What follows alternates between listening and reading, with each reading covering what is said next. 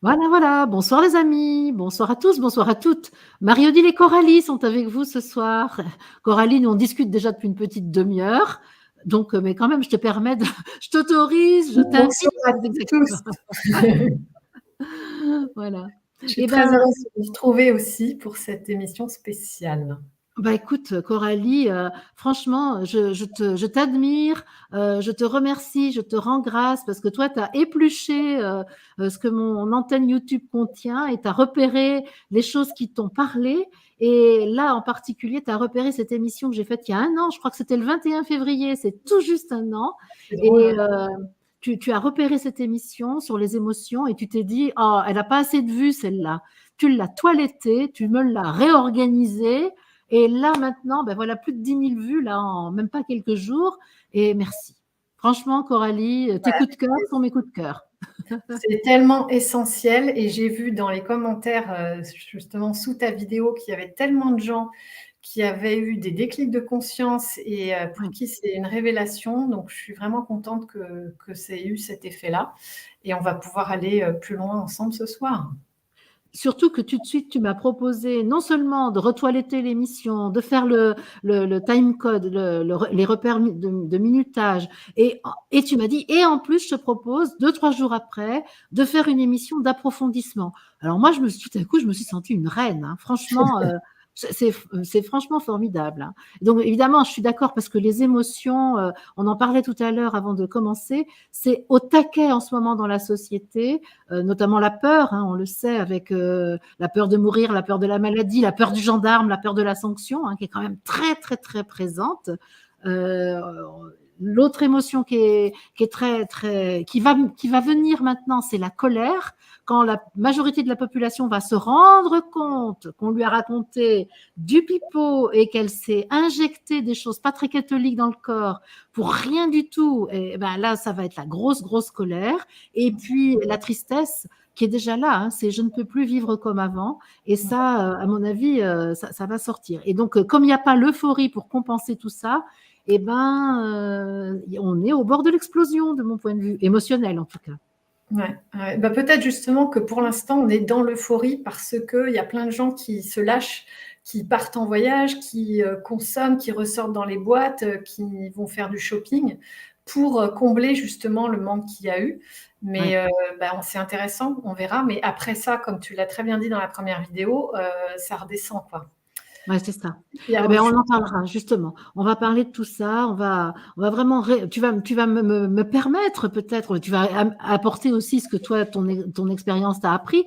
Mais ensemble, on va, par notre discussion de ce soir, eh ben, approfondir les émotions, puis voir aussi comment on peut en devenir le maître et même guérir des névroses très très anciennes qui justement ont été causées par des manques insatisfaits et donc par le système émotionnel. Moi, je trouve que c'est génial. C'est un sujet bon, le monde spirituel m'a toujours dit, les émotions, c'est la cuisson alchimique de l'âme. Et c'est, de mon point de vue, c'est vrai, c'est vrai. C'est une cuisson alchimique qui nous fait passer du plomb à l'or. Mm. Et avant de commencer, je t'ai demandé l'autorisation, Coralie, mais tu m'as dit oui. Donc c'est formidable. On Je est t'ai chez demandé moi, l'autorisation. ce que tu veux. Donc, l'autorisation de reparler du stage que j'ai annoncé hier, qui a lieu en Normandie le 5, 6, 7 avril, je crois. Donc, un séminaire Regard de vérité. J'étais toute contente hier d'annoncer qu'il y avait 15 places parce qu'il reste, bon, il y avait eu un déplacement de date et le groupe qui s'était constitué ne s'était pas refait. Eh ben, figurez-vous que Elodie, qui gère les inscriptions, a été débordée même pendant la guidance. Ça n'a même pas attendu la fin de la guidance. Et ça y est, il n'y a plus de place. Et Pascaline qui organise, il n'y a plus de place. Donc, ça veut dire que le stage est archi complet, que la liste d'attente, qui est normalement de 10 personnes, est elle aussi complète, que les inscriptions qui se sont faites par le formulaire eh bien, seront prises en compte s'il y avait de la place et que donc, si les personnes qui se sont inscrites n'ont pas de confirmation dans les 24 heures, c'est que malheureusement, leur candidature n'a pas pu être prise. Donc, seuls ceux qui sont inscrits soit sur la liste principale, soit sur la liste d'attente, et qui ont reçu une confirmation ou vont recevoir dans les 24 heures une confirmation. Ceux qui ne reçoivent pas de confirmation, c'est que malheureusement, Il n'y a pas de place. Et donc voilà, merci de votre compréhension. Je fais des stages avec 25 personnes et j'en fais à peu près 2, 3 par mois, mais ça suffit plus, ça ne suffit plus, il en faudrait bien plus. Je fais les guidances, mais ça bon, on va y arriver. On va se démultiplier d'ici peu. Je pense qu'avec le corps vibratoire, on va y arriver à faire 3 stages le même week-end. Ce serait super. Et puis, l'autre chose que je voudrais dire avant d'aborder notre sujet de ce soir, les émotions et la manière dont on peut se guérir avec elles, eh bien, je voulais dire que dans l'après-midi, je me suis reliée au moi divin, au je suis de Luc Montagnier, qui a quitté son corps il y a quelques jours et dont on mettait le corps justement en terre cet après-midi à Paris. Je crois que c'était au Père-Lachaise d'ailleurs. Et donc, je me suis reliée à lui parce que un je suis qui rejoint un autre je suis, ça aide à l'élévation du je qui lui peut parfois être un petit peu coincé dans les limbes de l'astral.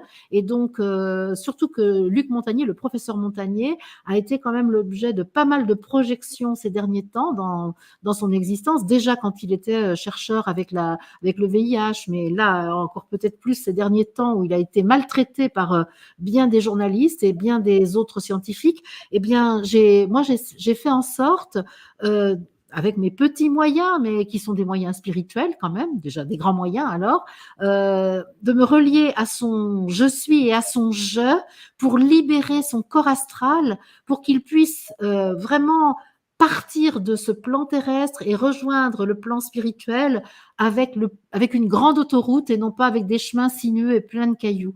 Donc ça a été ma manière à moi de m'associer au départ de cette terre de Luc Montagnier et donc dont je sens la présence bienfaisante et joyeuse avec nous là ce soir. Ça y est, c'est très très émouvant de le sentir là avec nous. C'est très beau. Ça veut dire il est vraiment monté avec son je suis et que les poids terrestres de son corps astral sont vraiment partis, sont dissous. Oh, j'ai des frissons, je suis hyper contente. C'est génial. Ouais, je suis contente. Voilà. Voilà ce que je voulais dire avant de commencer, Coralie. Ça te fait réagir, toi? Oui, parce que j'ai l'impression que depuis, moi, l'expérience avec mon frère, Ben oui. au moment de son décès, et bon, il y a eu d'autres décès dans ma famille avant, mais qui étaient des grands-parents, donc dans l'ordre des choses. Et j'avais lu les enseignements tibétains, etc., sur la nécessité des 40 jours, etc., Oui. pour pouvoir les contacter ou se connecter. Et en fait, je pense que ça, c'est fini. C'est-à-dire que nous, on vit des transformations tellement intenses, tellement rapides en ce moment, que c'est pareil au moment de quitter le plan terrestre, de quitter son corps physique. Et dès que mon frère est parti, il était là et j'étais pas la seule à ressentir. J'étais pas la seule dingue. Et donc, c'était vraiment palpable pour tout le monde, quoi. Et il y avait même de la joie. Et avant de mourir, dans les semaines avant, il m'avait dit, enfin moi je le voyais partir, et à un moment donné, il m'a dit, Coralie, il faut que tu retrouves la joie. Ouais. Et donc, j'ai trouvé ça complètement dingue de sa part, quoi. Mais c'est comme si il était en préparation et qu'il y a une partie de lui qui le savait, parce que pour qu'il me dise ça alors qu'il était dans la douleur et la souffrance, j'ai trouvé qu'il avait des éclairs de conscience, comme s'il y avait cette libération qui était déjà en cours. Et je pense qu'elle se manifeste beaucoup plus vite au moment du départ du corps physique, et que on peut appeler ça l'ascension, c'est-à-dire que c'est pas parce qu'on n'a pas eu un éveil spirituel au cours de sa vie que on part pas directement dans des plans beaucoup plus élevés et dans des fréquences beaucoup plus légères immédiatement. Mais bon, si D'ailleurs, c'est pas ressenti, peut-être que vous ça avez m'amène à témoigner de quelque chose que j'ai vécu aujourd'hui même, parce que cet après-midi, figure-toi qu'un oncle et une tante m'ont envoyé un mail pour m'annoncer le décès d'un de mes cousins qui a mon âge à peu près.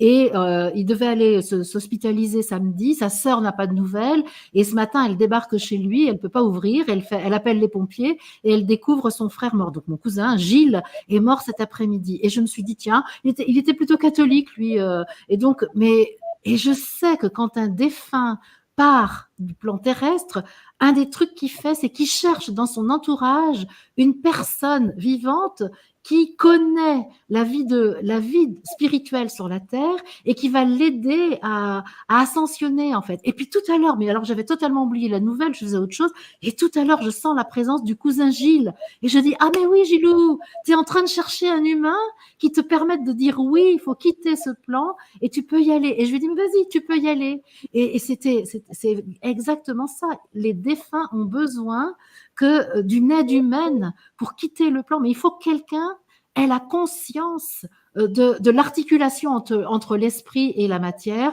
de cette continuité entre l'esprit et la matière, pour qu'ils n'aient pas l'impression justement qu'il y a une rupture. De même qu'il n'y a pas eu de rupture quand le je suis se manifeste dans la matière, il n'y a pas de rupture quand le je suis redevient totalement esprit, substance subtile, et qu'il quitte le corps physique. Et c'est vraiment, je prends conscience là ce soir en te le disant de ce que j'ai vécu cet après-midi, tu vois. Ouais. La mort nous accompagne, c'est super. Ben, en fait, je crois que c'est ça, c'est-à-dire que l'esprit, le corps physique, il n'a pas de mal à partir, ça s'arrête, on débranche, mais l'esprit, il peut rester accroché, englué dans le corps astral. C'est le jeu. C'est voilà. le jeu. Ouais, oui. Ouais. Tu as raison de préciser. L'esprit, il n'a pas non plus de problème parce que tout de suite, mon frère a dit que que lui, il allait très bien, qu'il était dans l'amour, enfin qu'il était dans une fréquence légère justement, et qu'il fallait absolument qu'on arrête de pleurer sur nous-mêmes. Donc c'est moi dans ma tristesse, ou nous, la famille, tous ceux dans la tristesse, qui retiennent en fait son jeu dans l'astral et qui l'empêchent de partir dans tous ces corps, quoi, de se libérer complètement de la matière. Tiens, je vais prendre la question de Sylvie, parce que après tout, on a prévu de parler des émotions, mais pourquoi pas parler de ces émotions qui entourent éventuellement le départ du corps physique d'un être spirituel. Et Sylvie nous dit, voir nos défunts quand nous partons, est-ce un piège de l'astral? Qu'est-ce que tu penses de ça, toi qui as cette expérience de la mort de ton frère si présente encore en toi? Ben non, pas du tout, ça dépend de ton ressenti et tes croyances, quoi. Je pense qu'au contraire, c'est bien de l'accompagner et d'être là pendant le passage aussi. Ça dépend aussi de ce que lui veut, mais je pense que quand on sent qu'on est près de la fin, c'est toujours pas mal d'être entouré, c'est un soutien, c'est de l'amour. Donc, et puis non seulement ça, ah non, c'est pas du tout ce que je voulais afficher, c'était ça. Non seulement ça, mais il faut que les survivants s'habituent au fait que celui que nous avons connu, l'être spirituel incarné que nous avons connu, ne va plus être à nos côtés. Donc il est bon que nous, c'est pour ceux qui restent que c'est important de voir le défunt. Le défunt, lui, il n'a pas besoin. Il a justement besoin, comme te le disait ton frère, arrêtez de pleurer sur votre douleur, parce que c'est lourd pour son corps astral. Et donc, ce sont les vivants qui ont besoin de constater la mort, le départ de l'être spirituel du corps physique pour pouvoir s'habituer à une nouvelle redistribution des cartes que nous avons entre les mains pour jouer notre vie. En fait, c'est nous qui avons besoin de les voir. Mais si nous arrivons à nous réjouir du départ de cette entité spirituelle de la forme physique qui va continuer sa vie d'une autre manière, mais il n'y a aucun problème, c'est sûr. Et d'ailleurs, il y avait justement, quand on était dans la chambre funéraire, il y avait tous les proches, dont sa petite fille qui avait 6 ans, la dernière. Et elle a ressenti plein de choses et elle a pris la parole. Elle nous a expliqué les choses, elle nous a dit voilà, il n'est plus là, mais c'était complètement dingue. Et c'est ça qui me fait dire aussi que c'était vraiment léger pour lui. Enfin, c'était une confirmation si preuve on a besoin. Mais elle a parlé sans aucune tristesse et elle était mais absolument étonnante. Moi, j'ai eu la sensation qu'elle le canalisait, quoi. Ouais. Donc, même pour les enfants jeunes, parce que je sais pas, ça fait partie des croyances aussi. Il ne faut pas que les enfants voient leurs parents, leurs grands-parents décédés ou je ne sais quoi pour pas qu'ils aient peur ou quoi. Là, c'était vraiment la preuve de l'inverse, quoi. C'était important que tous les enfants soient là. Et ça, alors, il y a Sophia qui nous dit, mais pourquoi les guides n'aident-ils pas les défunts à passer de l'autre côté? Alors, ils font que ça. Le je suis, donc, qui est notre principal guide, c'est notre je suis. C'est-à-dire que c'est d'abord nous-mêmes notre guide. Hein. Et donc, l'être de lumière qui vient nous chercher dans le tunnel, c'est pas Jésus, Marie, Joseph, hein, c'est nous-mêmes. C'est donc cet être de lumière, c'est nous. Et bien sûr, on est un aspirateur. Je dis on parce que moi, je sais que je l'ai déjà vécu plein de fois et je peux en parler, mais comme si j'y étais encore. Et donc, cet être de lumière, c'est un aspirateur à humain, en fait. Hein. Quand il a décidé de reprendre toutes ses billes spirituelles avec lui et de dégager le plan terrestre de sa présence, momentanément, eh bien, cet être de lumière, c'est un vrai aspirateur, un vrai aimant. Mais qu'est-ce qui reste, qui n'arrive pas à passer de l'autre côté? Ben, c'est la part humaine. C'est ce jeu humain qui s'est identifié à plein de choses, à plein de rôles humains, qui s'est attaché à la table de la cuisine, qui s'est attaché au chou à la crème dans la vitrine du pâtissier, qui s'est attaché à la belle bagnole, qui s'est attaché à un ami, à un époux, à des enfants. Et ce jeu, mais lui, il est plombé de chez plombé. Et c'est là où les humains qui restent ont un rôle à jouer avec celui qui s'en va. Parce que c'est là où on peut l'aider à se détacher, lui dire, tu sais, tout ça, mon petit gars, ma petite nana, c'était que de l'illusion, tu t'es identifié à tout ça, mais la réalité de toi, regarde, c'est l'être de lumière qui est en train de venir te chercher, qui t'aspire et qui vient te reprendre dans son amour, qui vient te reprendre dans son bain. Le monde spirituel n'arrête pas d'aider les humains, mais il en va de même des humains incarnés et des humains mourants. On n'est pas plus réceptif à l'amour du plan spirituel les uns que les autres. Et que c'est là où le monde spirituel peut toujours nous aider. Si nous, on a décidé qu'on ne voulait pas quitter la rue dans laquelle on habitait, la maison dans laquelle on habitait, les amis avec lesquels on était, eh ben, ça crée une rétention à cette aspiration spirituelle qui est proposée par le je suis. Donc, attention les amis, l'amour est l'amour, l'amour aime, le je suis n'est pas pervers. Quand il nous dit reviens, reviens à la maison, reviens, c'est pas pour nous faire après pour nous faire bisquer comme on dit chez moi, je sais pas comment on dit en français, pour nous tarabuster et nous empêcher de revenir. Non, s'il nous dit reviens, il nous donne toute la puissance nécessaire pour revenir. Et c'est donc nous qui mettons une force d'opposition à ce retour à la maison. Et c'est là où c'est très important d'aider les défunts justement à alléger ce fardeau, ce pilote de l'embarcation qui n'arrive pas à se souvenir qu'il est un être spirituel. Voilà, c'est ça que je voulais dire. Ouais, il y a beaucoup de prise de conscience à faire là-dessus, mais il y a plein de gens qui en parlent. Moi, j'avais trouvé des conférences notamment d'un médecin qui s'appelle Christophe Fauré, et il a travaillé beaucoup dans les soins palliatifs et dans les urgences, etc. Il est devenu, enfin, il a pété un câble, il a fait un burn-out, il est parti 2 ans dans un monastère bouddhiste. Et aujourd'hui, il délivre des messages qui sont en fait des enseignements qui aident vraiment les gens. C'est magnifique. Si vous êtes dans une période de deuil ou que vous voulez changer Tu peux redire son nom? Il s'appelle Christophe Fauré. Christophe Fauré, voilà, Faure. Oui, c'est ça. Alors ça, allez, une dernière question sur la mort, parce que sinon, on fera une émission sur la mort, parce que après tout, c'est vrai que c'est intéressant. Hein. Et donc, mais ça, c'est une question plutôt pour toi, parce que j'ai entendu dans tes vidéos que tu parles de ça avec Virginie Tanguay, qui sera mon invitée samedi. Non, attends, c'est moi qui suis son... Oui, non, c'est moi qui suis... Non, je sais plus, c'est elle qui est mon invitée. Oui, c'est ça, c'est elle qui est mon invitée. C'est elle qui est mon invitée samedi prochain, je crois. Et donc, c'est Céline qui nous pose la question. Mon compagnon décédé était ma flamme jumelle. Est-ce que l'on peut se réunir quand même en séparation et va-t-on se retrouver en 5D? Tu t'y connais en flamme jumelle? Moi, c'est pas trop ma spécialité. Qu'est-ce que tu en dis, toi, de ça? Se réunir en séparation, il n'y a pas de séparation, en fait. Voilà. C'est c'est l'illusion, le voile de l'illusion qui nous fait penser qu'on est séparés, mais vous êtes déjà ensemble. Et va-t-on se retrouver en 5D? Bien sûr, mais même toi, dans ton corps physique, tu peux le retrouver dans ta 5e dimension auquel tu as accès maintenant et que tu contactes tous les soirs dans les guidances de Marie-Odile. J'adore ta réponse, Coralie. C'est exactement ce que j'aurais dit. Et pourtant, moi, je ne suis pas une experte en flamme jumelle, mais c'est exactement ce que j'aurais dit. Alors moi, je ne suis pas non plus une experte en flamme jumelle et il y a énormément de confusion là-dessus parce que, voilà, âme sœur, complément divin, je ne sais pas comment. Bon, on ne va pas parler de ça ce soir, mais Virginie, elle en parle très bien. Virginie Tanguay, que tu vas recevoir et qui a fait 4 livres sur le sujet. Oui, donc oui, c'est ça, j'ai confondu les horaires. Virginie, c'est moi qui la reçois sur mon antenne YouTube samedi et c'est à 20h, mais c'est Nacera qui me reçoit lundi et c'est à 17h30. C'est ça, c'est qu'en ce Ouais, moment, la famille s'agrandit à une vitesse grand V.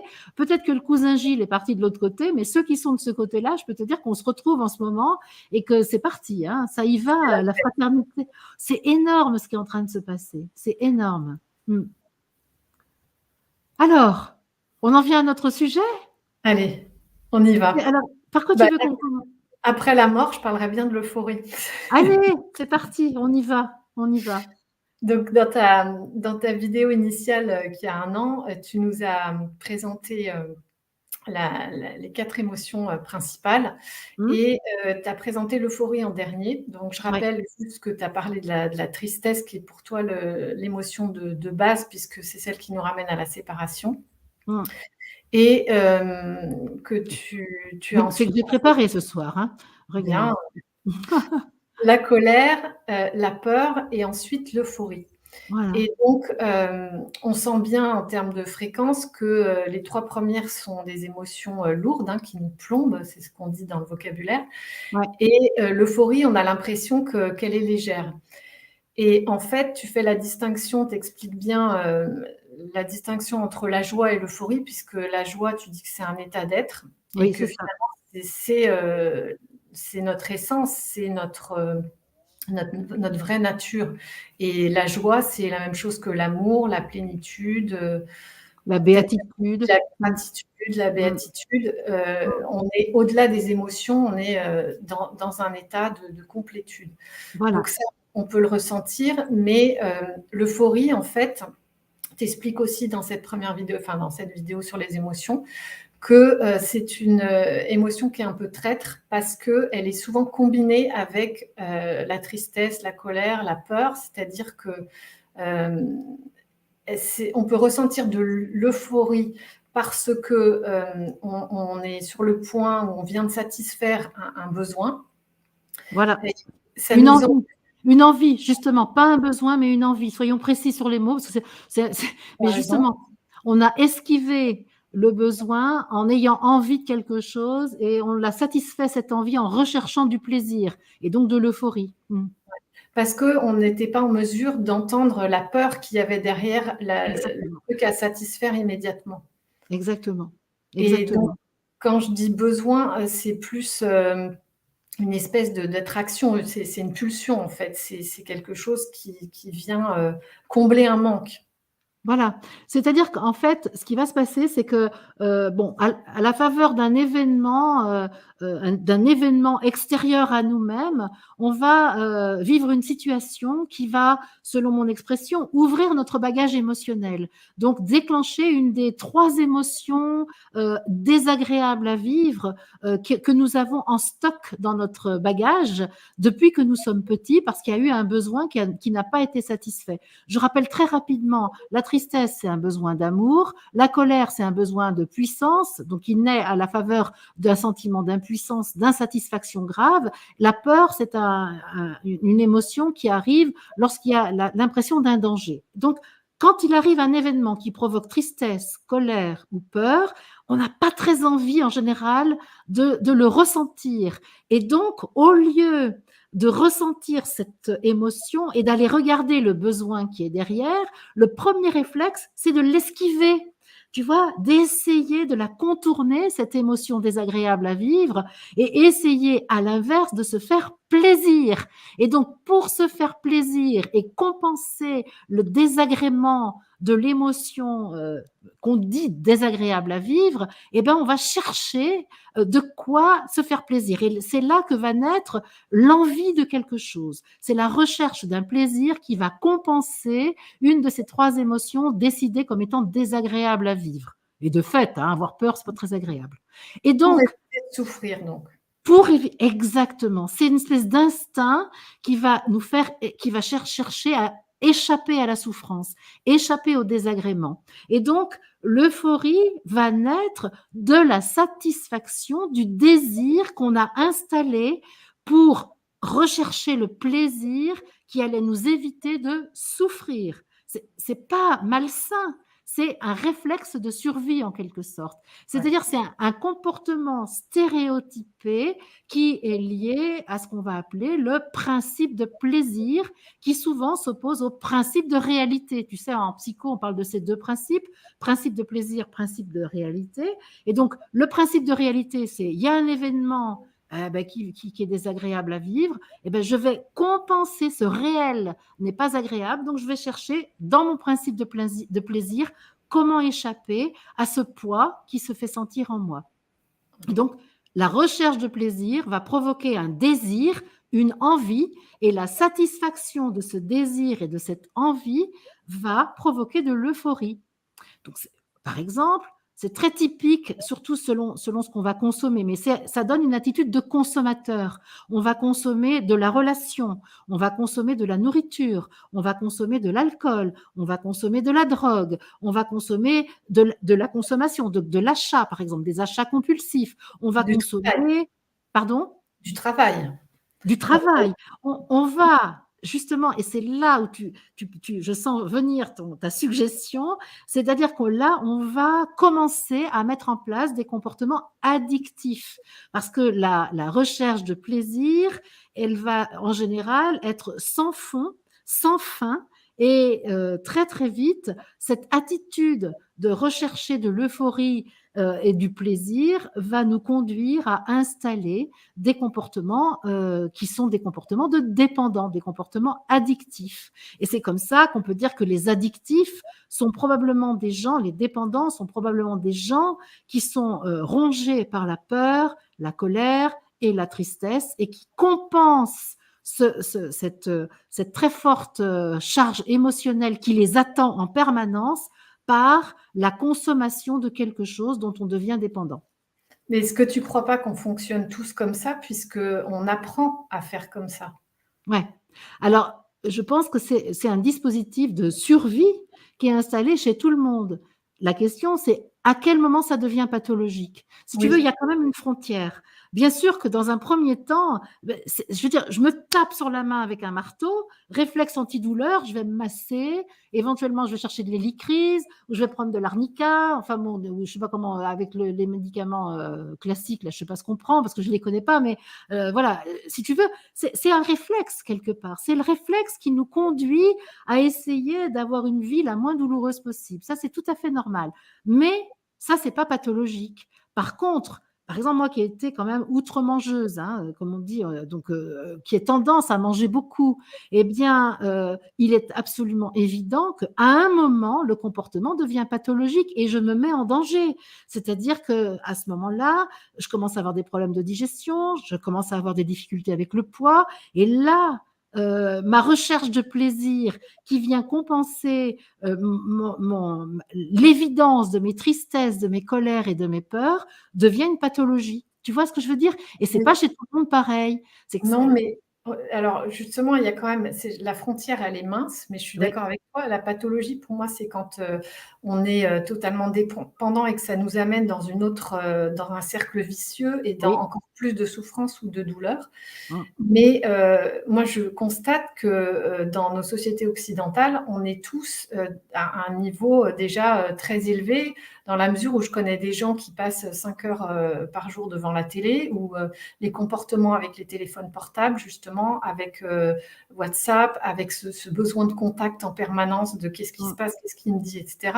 Même Internet, et puis la consommation en général. Tu vois, peut-être on est déjà dans une société pathologique, quoi. Alors, bon. Je suis assez d'accord avec toi, et c'est ce qu'on disait tout à l'heure quand on parlait de alors là, on passe maintenant au niveau collectif, parce que là, moi, j'ai parlé plutôt du niveau individuel, mais ce qui se vit à un niveau personnel se vit à l'égard en parallèle, de façon très semblable au niveau collectif. Et cette société aujourd'hui, la première émotion, c'est la peur, et c'est tout à fait bon, pour moi, l'émotion de base, c'est quand même la tristesse, parce que c'est la question de la perte.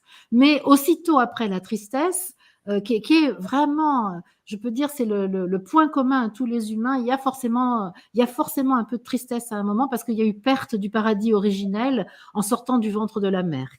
Même si ça s'est bien passé, même, il y a quand même la sensation d'une perte. Mais aussitôt après, c'est la peur. Je ne suis pas équipée pour vivre. Eh bien, cette société aujourd'hui, c'est l'émotion qui est la sienne actuellement. C'est l'émotion de la peur. Et on sait que là où il y a la peur, il ne peut pas y avoir l'amour. Et que c'est justement grâce à la prise de conscience de la peur que la société et la conscience collective de l'humanité, de mon point de vue, peut se soigner pour arriver à vivre pleinement l'amour, en fait.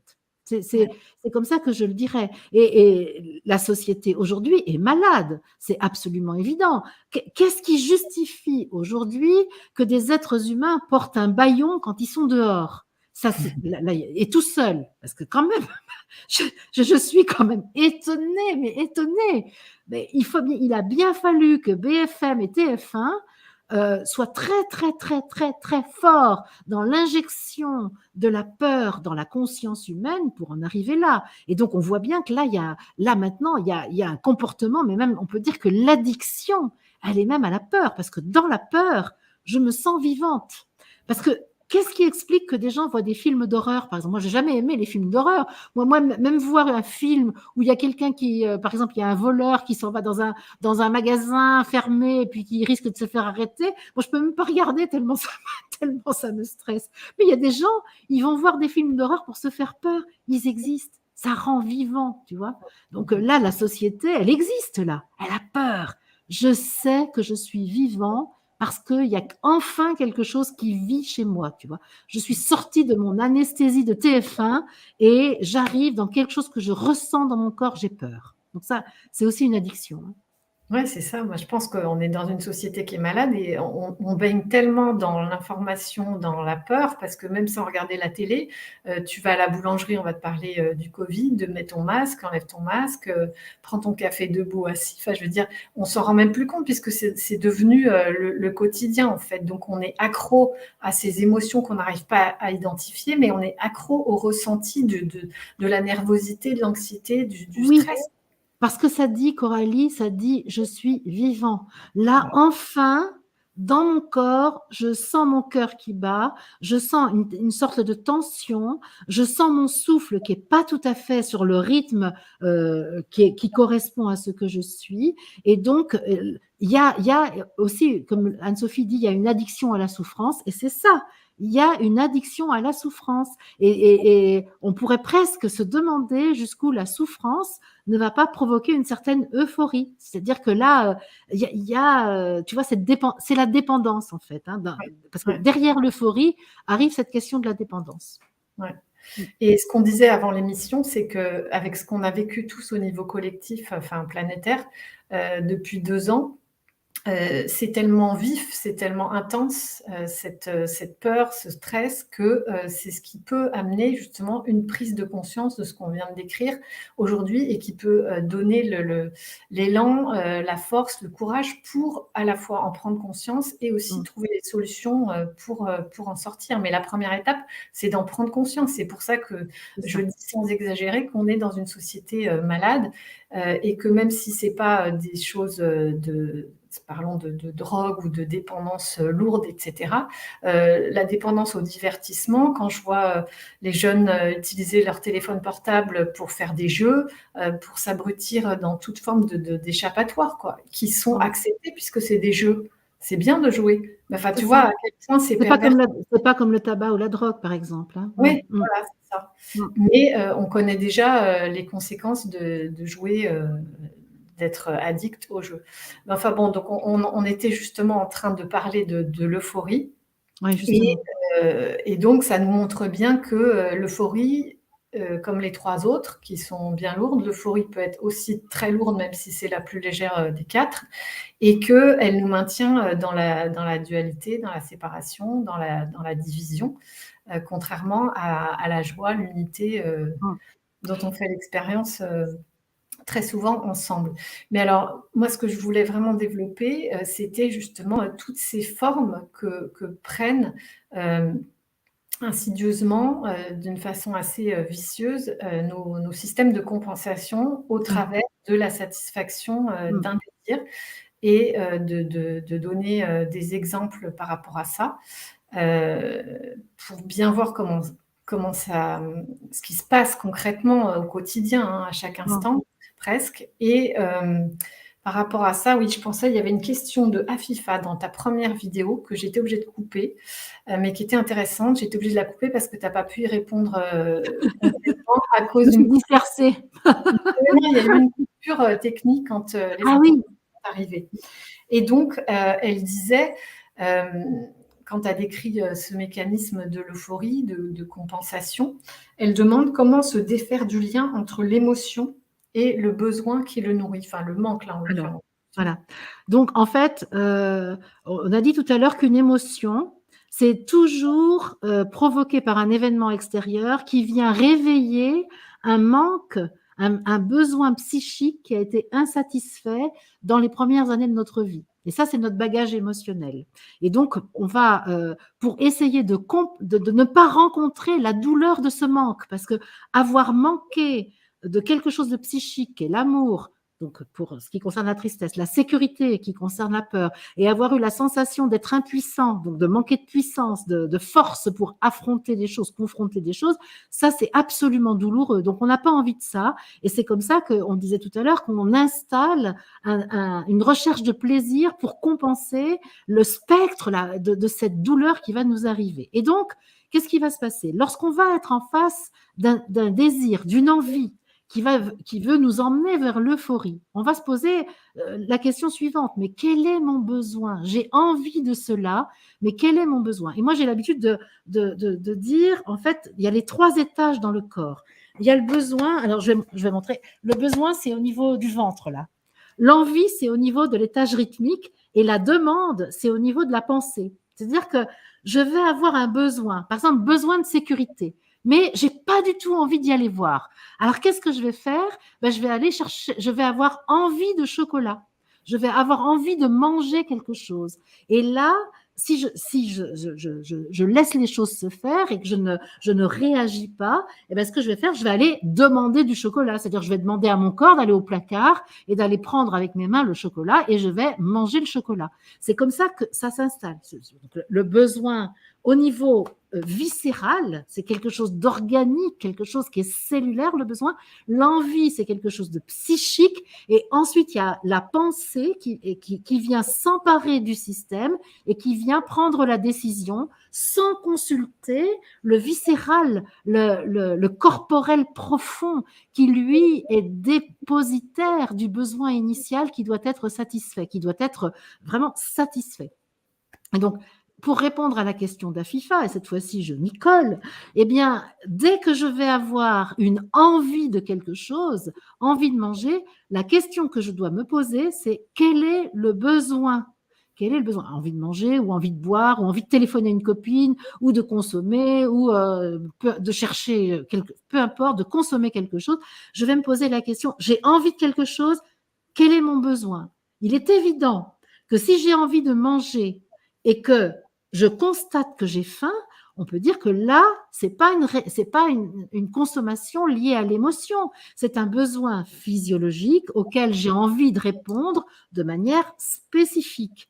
Tandis que si, par exemple, je suis triste, j'ai peur, ou je suis en colère, et que je ne veux pas le voir, et que tout à coup je constate une envie de manger, là, je vais me dire, allons, quel est mon besoin? Et si je constate que mon besoin, ben, c'est de l'amour, je ne suis pas sûre que le chocolat ou la saucisse soit la réponse adaptée à mon besoin. Mais c'est la réponse compensatrice. C'est une réponse non spécifique à un besoin profond qui va rester en jachère et qui va donc s'aggraver, puisque je ne vais pas je ne vais pas satisfaire ce besoin psychique, je vais lui donner une réponse non spécifique et donc je vais aggraver mon cas.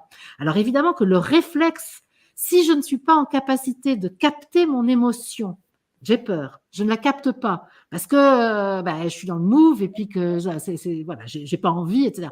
Mais à un moment, avant d'aller chercher mon truc dans le placard pour manger, je peux me dire, j'ai une envie de manger, quel est mon besoin?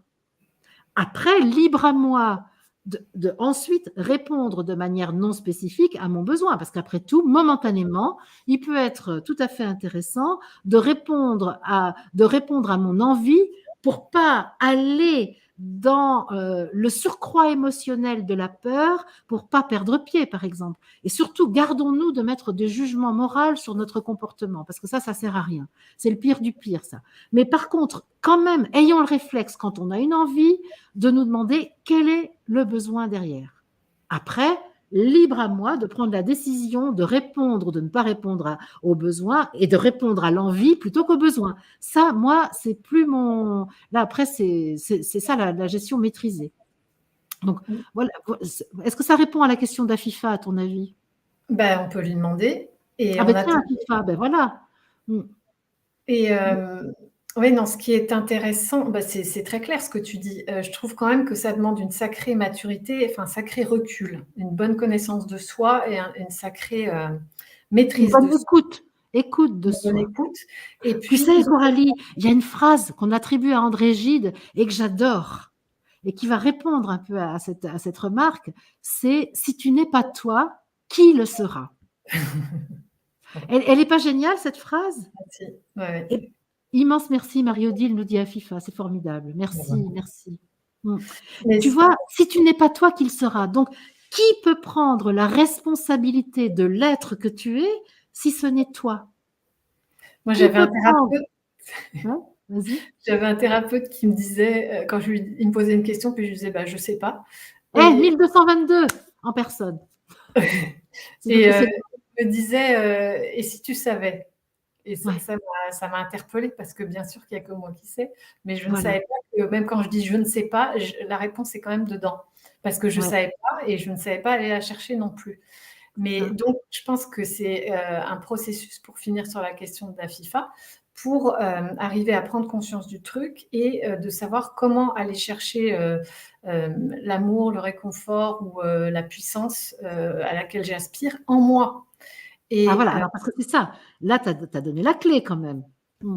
oui, bah Parce que justement. j'aille chercher un paquet de chocolat, un verre d'alcool ou téléphoner à une copine ou essayer de contacter l'amoureux avec lequel j'ai tant de joie à vivre actuellement, tant de plaisir à vivre actuellement, c'est pareil. C'est-à-dire que quel que soit si c'est un besoin psychique que je satisfais par quelqu'un d'autre ou par un objet ou par une consommation, je n'ai absolument pas résolu mon problème. Là, tu as donné la clé, Coralie. C'est comment aller chercher la ressource intérieurement.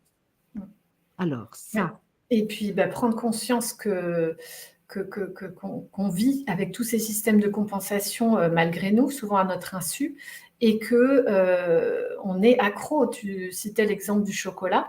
Pour beaucoup de gens, le chocolat, c'est pas négatif, mais quand on mange pendant 15 ans, moi j'ai une amie qui mange une tablette par jour tous les soirs, ça finit par poser des problèmes de poids.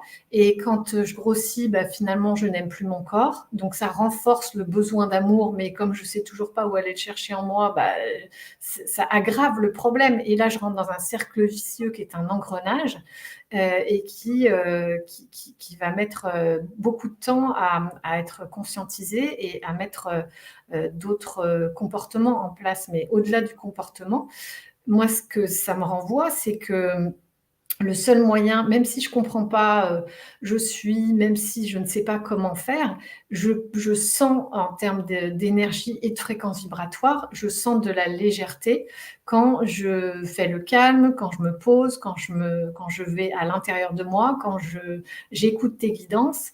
Et donc, ça pour moi, c'est le raccourci, c'est-à-dire que c'est l'autoroute. Parce que sinon, je vais mettre des années en psychologie, en stage, en machin, en truc, à trouver les solutions. Et là, ce qu'on fait ce soir dans l'émission, c'est qu'on explique le mécanisme pour que chacun en prenne conscience et qu'après soit guidé par lui-même, par son je suis, à trouver les bonnes solutions pour lui. Donc ça, c'est OK. Mais pour aller droit au but, c'est de tous les jours, plusieurs fois par jour, même quelques instants, s'intérioriser pour ressentir sa propre présence, la sentir partout dans son corps, revenir habiter pleinement son corps pour pouvoir recevoir ça de je suis. Et donc ça, c'est encore une autre étape éventuellement. Mais quand toi, tu le proposes et qu'on est 1000 ou plus chaque soir, il se passe quelque chose au niveau collectif. Et il y a comme un allègement, une espèce d'alchimie que j'ai ressenti aussi dans des stages en présentiel. Et pour moi, ce type de rendez-vous quotidien, ça fait partie des modes de guérison actuels et du futur. Enfin, c'est ce qui va se développer puisque, tiens, j'aimerais bien que vous nous donniez votre ressenti à ce sujet-là. Qu'est-ce qui se passe pour vous? J'ai vu qu'il y en avait qui ont déjà témoigné là-dessus, qui se sentaient beaucoup mieux, ceux qui disent, par exemple, je te suis depuis 1 mois, depuis 3 mois, et qui se sentent beaucoup mieux. Bah, c'est normal parce que quand on est dans cette légèreté au quotidien et qu'on a rendez-vous tous les jours avec soi, il se passe forcément quelque chose, même sans chercher à comprendre, même sans passer du tout par le mental. Et ce qu'il y a de bien, c'est que ça passe. D'ailleurs. Bah voilà, parce que c'est pas une décision mentale, quoi. Le mental, il peut rien du tout pour ça. Donc ça passe vraiment par cette expérience de sa propre présence qui vient aussi dans le ressenti parce qu'il y a toujours un écho en termes d'expansion, d'ouverture, de plénitude. Et ça, c'est tangible, j'ai envie de dire. Alors, tu sais ce que j'ai envie de dire dans ce que tu dis là, ce que j'ai envie de dire, c'est que moi, je propose qu'on inverse notre vision des émotions. C'est-à-dire que là, j'ai bien expliqué que l'émotion, elle survient à l'âge d'adulte, à la faveur d'un événement qui ouvre notre bagage émotionnel installé dans la petite enfance de 0 à 7 ans. Hein, parce que les besoins ont été installés pour le karma, en fait, pour que le karma puisse s'installer. Bon. Et donc, ce qui va se passer, c'est qu'au lieu de voir que nous subissons sans cesse l'écho de ces manques, c'est-à-dire la reproduction de ces manques qui ont été installés par les adultes qui nous ont accueillis lorsque nous sommes arrivés sur la Terre.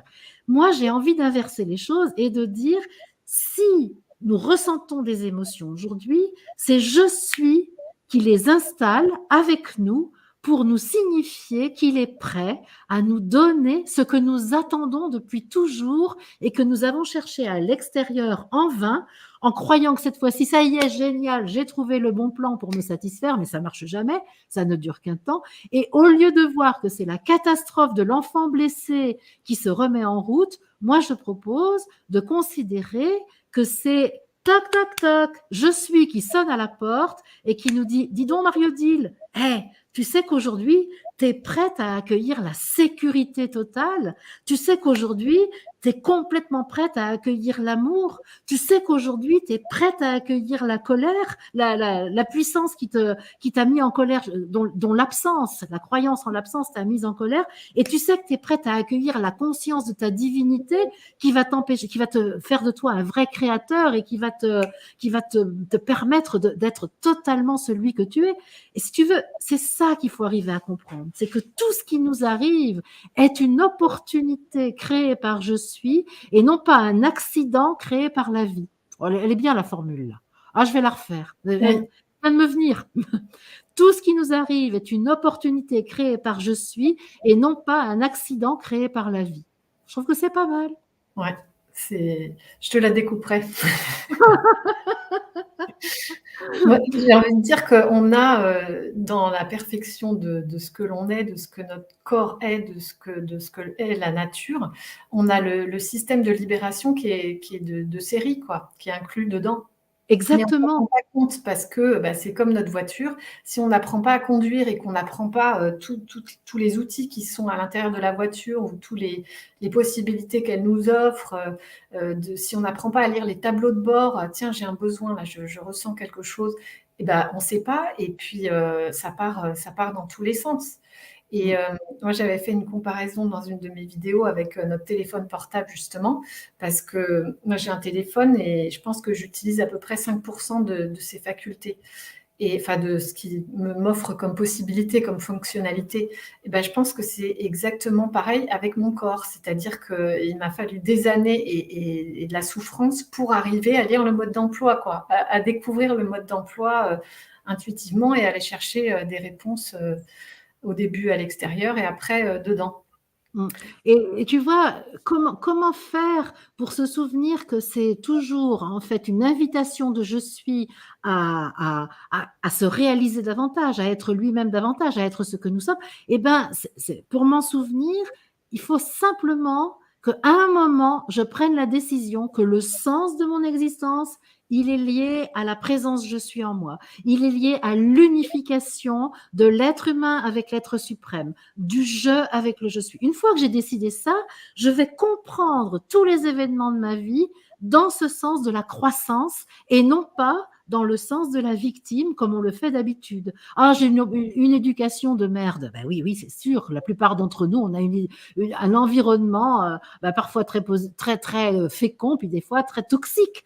Mais on s'en fout, c'est je suis qui a voulu ça. Donc je me souviens que je suis là pour être ce que je suis. Je me souviens que le sens de ma vie, c'est je suis. Et effectivement, quand je prends ma voiture, je sais où je vais. Non seulement j'ai mon permis parce que j'ai un je qui est le gérant de l'entreprise, mais en plus, je ne vais pas comme ça, le nez au vent, je décide de ma destination. Et même lorsque je vais faire mes courses à Chandonnier pour chez moi, eh ben, tout ça, c'est au service de je suis. C'est-à-dire, c'est juste une étape dans tout ce que je fais. Et donc, tout ce qui va m'arriver est toujours une opportunité de croissance. Et ça, c'est essentiel. Une fois que j'ai compris ça, alors c'est mon regard qui change sur les choses. Les choses, elles sont les mêmes, mais la relation que j'établis avec les choses, elle va changer, puisque j'en vois le sens. J'en vois le sens. Alors moi, je m'appelle Senso. J'en vois le sens haut. J'en vois le sens élevé. J'en vois le sens de croissance, tu vois. Et c'est ça qui fait que nos émotions, on va les regarder autrement et on va pouvoir dire, mais oui, c'est je suis qui m'invite. Je suis un invité permanent de mon je suis au festin qu'il a organisé pour moi dans cette existence. Et je peux bouder mon festin pendant toute ma vie, mais je peux aussi dire, mais ok, je suis invité par je suis aujourd'hui, je m'habille bien, je me prépare, je me pars pour être vraiment une invitée qui l'honore, tu vois. Et à ce moment-là, mes émotions, eh ben, je vais les vivre avec lui. Je vais les vivre avec ce fournisseur d'amour qui est là à l'intérieur de moi. Ouais. Et à un moment donné, tu peux vivre des émotions sans non plus te laisser traverser par l'énergie, mais en étant totalement détaché du truc et puis en vivre aussi de moins en moins parce que tu restes dans ton état d'être. Voilà, exactement. Plus je suis à l'écoute de moi, plus j'économise les situations que je vais vivre. Je fais du développement durable, c'est-à-dire que plus je traite en pleine conscience chaque situation que je vis, y compris la plus anecdotique, plus je m'épargne d'amplifier le signal. C'est parce que je n'ai pas écouté le signal faible et que j'ai négligé de satisfaire un besoin personnel à un moment et que j'ai compensé par de l'euphorie, justement, ben plus je fais ça, plus je demande à je suis, au fond, malgré lui, de créer des situations apprenantes que je considère, c'est-à-dire et je les prends en compte. Et là, à ce moment-là, le truc, c'est de renoncer au truc, j'y ai droit, j'y ai droit. Tu te souviens dans Le Père Noël est une ordure, tu sais, c'est la fille, j'y ai droit, j'y ai droit. J'y ai droit. J'ai pas eu l'amour que je voulais quand j'étais petite. Mais maintenant, j'y ai droit. J'ai pas eu la sécurité. Mais j'y ai droit. Tu vois? Eh bien non, j'y ai droit. Mais pas par quelqu'un d'extérieur. J'y ai droit, oui. Mais en moi, personne d'autre ne viendra compenser ce dont j'ai manqué quand j'étais enfant. C'est à moi de me remplir de moi. C'est ça qui est important. Renoncer, tu l'as bien dit dans la vidéo, renoncer à aller chercher quoi que ce soit à l'extérieur, en fait. Et ça, c'est très clair. Il y a des gens hier dans les commentaires qui ont dit qu'ils avaient envie de réécouter la vidéo, et je vous suggère de le faire parce que du coup, je l'ai écoutée 2 fois puisque je l'ai montée, et on n'entend jamais les mêmes choses d'une fois sur l'autre, et il faut vraiment la laisser descendre, quoi, infuser toutes les informations, parce qu'elle agit déjà aussi au niveau vibratoire, étant donné le contenu. Et pour rebondir sur ce que tu disais, j'avais envie de dire que voir le sens et tous ces mécanismes, ça permet aussi de se retrouver son propre pouvoir sur soi, c'est-à-dire reprendre les manettes du jeu, et de pouvoir en même temps, et ça peut sembler paradoxal, se laisser être un instrument de Dieu. C'est à l'instrument de mon je suis. C'est à la fois je reprends le pouvoir de mon jeu, que j'avais complètement laissé de côté puisque je suis ballottée au gré des vents, de mes émotions, mes pulsions, etc., de mon inconscient. Et en même temps, il y a un moment donné où je me rends compte que je me laisse, je décide de me laisser guider, de me laisser être l'instrument de mon je suis, quoi. Alors, Et tu sais, Corinne, ce qu'on va faire, on va demander au supramental d'arriver là, parce qu'à ce moment-là de notre entretien, on arrive à un truc qui est vraiment passionnant, c'est le paradoxe. Et le paradoxe que tu abordes là maintenant, c'est je suis l'autorité suprême et je suis l'obéissance totale. Et ça, pour notre mental, c'est juste insupportable. Il peut pas. il disjoncte. Alors, tu vois, là, parce que c'est ça, je suis l'autorité suprême, ça c'est ma dimension spirituelle et mon autorité suprême, et ma dimension humaine est l'obéissance totale. Mais en même temps que pour être l'obéissance, il faut que je reprenne à mon compte la décision à prendre, inspirée par je suis. Donc, je suis encore l'autorité. Tu vois, c'est ça qui est balèze, tu vois. Et puis, le je suis, il me donne aucun ordre. Il me dit, mais je t'ai donné toute délégation, tu vois. Et pourtant, il faut que je le reconnaisse comme autorité, tu vois. C'est extraordinaire, ça. Ouais, c'est Eh bien, fabuleux. là, tu vois, ce que je te propose, parce qu'à toutes les deux, on est plus, comment dire, on a plus de capacité à deux que toute seule. Eh bien, moi, je te propose qu'on accueille là le supramental, c'est-à-dire qu'on fasse monter la fréquence pour justement entrer dans l'acceptation totale de ce paradoxe qui ne sera plus un paradoxe une fois qu'on a augmenté notre fréquence et qu'on a vraiment accueilli l'être suprême en soi. Qu'est-ce que tu en penses? Ben oui, puis ça répond à la question qui était là juste avant, qui disait comment trouver cette réponse en moi. Exactement. Alors écoute, bah, je sais pas, tu sens quelque chose à dire ou tu veux Non, j'y vais? c'est bien. Ok, donc moi ce que je propose, c'est de nous souvenir que nous sommes Dieu, tout simplement. Nous nous remémorons notre nature divine, cette énergie, principe créateur, amour absolu, lumière infinie, créateur, qui est là présent dans nos cellules, le je suis. Et là, en cet instant, chacun de nous, intérieurement ou à haute voix, selon ce qui lui convient, peut dire « Je suis ce que je suis ». Et là, dans mon corps,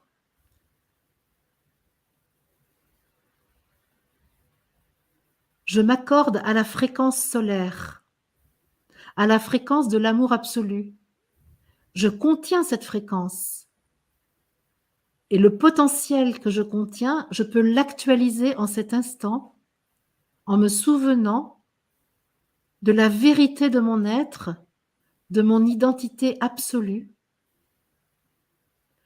Je laisse de côté tous mes rôles humains. J'ai une grande joie en moi, c'est fou, hein. J'ai une joie infinie en moi et je mets cette fréquence de la joie au centre de cette assemblée et j'invite tous ceux qui le désirent à venir dans cette atmosphère qui se dégage là, de moi, mais peut-être de toi aussi, Coralie, de la joie. Ouais, c'est super. Je sens la présence aimante de toutes les personnes qui sont là. Et là, ensemble, je sens les liens qui se tissent. Je sens l'amour qui se donne, qui rayonne. Je sens la présence du Christ conscience solaire, hors de toute religion, de tout groupe spirituel constitué, mais dans le souverain que chacun de nous est. Cette fréquence solaire est là. Et là, par le Christ, par cette fréquence élevée en nous-mêmes, le supramental peut arriver. Sans exercice particulier. Mais le supramental imprègne tout le corps et notre glande pinéale sécrète aussi cette substance supramentale et nous pouvons simplement la laisser s'installer. Moi, je la sens dans tout le buste, dans les jambes, jusque dans les pieds, puisque là, c'est le noyau de chacune de nos cellules qui prend le dessus dans tout le corps et qui vient illuminer le liquide intracellulaire qui, lui, a la mémoire humaine de notre légende, de notre formatage humain, justement des blessures, des manques. Et donc, là, la membrane de nos cellules est touchée par la lumière du noyau. Et cette membrane alors, qui est porteuse de notre conscience, vibre de manière plus rapide. Et c'est là, par le supramental, que notre intelligence devient globale, sphérique. La dualité est dépassée, plus rien ne s'oppose, tout est en complémentarité. Et là, nous pouvons reconnaître très simplement que nous sommes nous-mêmes l'autorité suprême, le créateur de notre existence, l'auteur de tous nos choix,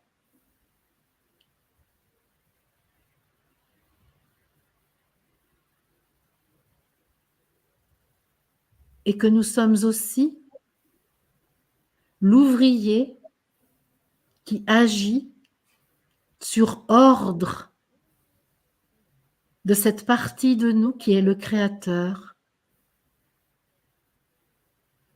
qui est la volonté divine. La volonté divine et sa puissance de manifestation sont réunies. L'autorité et l'obéissance, puissance de manifestation, sont une. Le masculin et le féminin sont unis. Les deux polarités remontent dans l'unité. Et la joie de la manifestation devient une évidence, tout comme l'impulsion de la création est elle aussi une évidence au service de la divine croissance, au service de l'évolution du divin dont nous sommes partie prenante, dont nous sommes constitués et que nous constituons.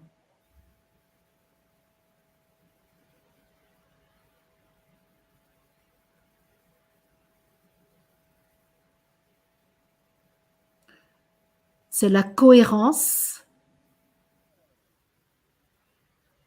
qui réunit l'obéissance et l'autorité. Notre cohérence, l'amour, la force de cohésion qui réunit en un l'autorité et l'obéissance.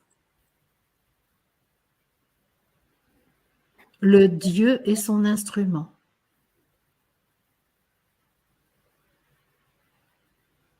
Il n'y a pas de plus grande joie que de donner son existence à la volonté divine qui est en nous.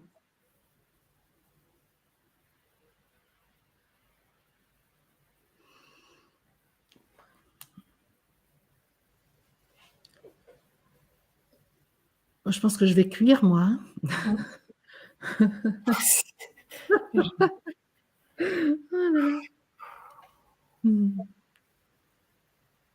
Donc voilà. Je pense, Coralie, que nous avons commencé à résoudre ce paradoxe apparent qui est celui de l'autorité et de l'obéissance qui ne sont qu'une en réalité. Parce que j'ai parfaitement senti comment c'est la cohérence entre la volonté divine et la puissance de manifestation qui fait que ça ne peut plus s'opposer, mais que c'est forcément totalement réuni, tu vois. Ouais, là, je crois qu'on a mis le doigt sur quelque chose qui n'est pas forcément conscient, mais c'est sorti aussi dans l'interview avec Magali, où à la fois tu ressens cet appel, ce désir, cette attirance, ta présence, et tu sens que c'est là, que c'est juste au bord, tu sais que c'est là tout le temps, mais tu n'as pas accès, quoi. Et c'est vraiment là-dedans, dans ce qui vient dans tout ce que tu viens de dire et ce qu'on a pu vivre et ressentir, que ça se passe, ça s'alchimise là-dedans. Et à la limite, si vous n'avez pas envie de comprendre, il n'y a pas besoin de comprendre, ça s'est fait, réécoutez-le en replay. Ouais. Ah, je voulais mettre, j'ai perdu David, il a mis quelque chose d'intéressant parce que c'est une signature astrologique que j'aime bien. Il dit Mars et Vénus sont en conjonction en ce moment, en plein dans le thème de l'union de la volonté divine et de la puissance de manifestation, grande chaleur et ondulation dans le corps, ressenti, merci. Et oui, c'est ça. Ah ben oui, moi je connais pas bien les astres, mais effectivement, Mars, la volonté divine, Vénus, la puissance de manifestation, ils sont en conjonction. Ben ça aussi, c'est une opportunité que nous nous donnons pour réunir volonté et réalisation, pour réunir autorité suprême et obéissance à cette autorité suprême. Donc, force de manifestation des choses. Ça, c'est super.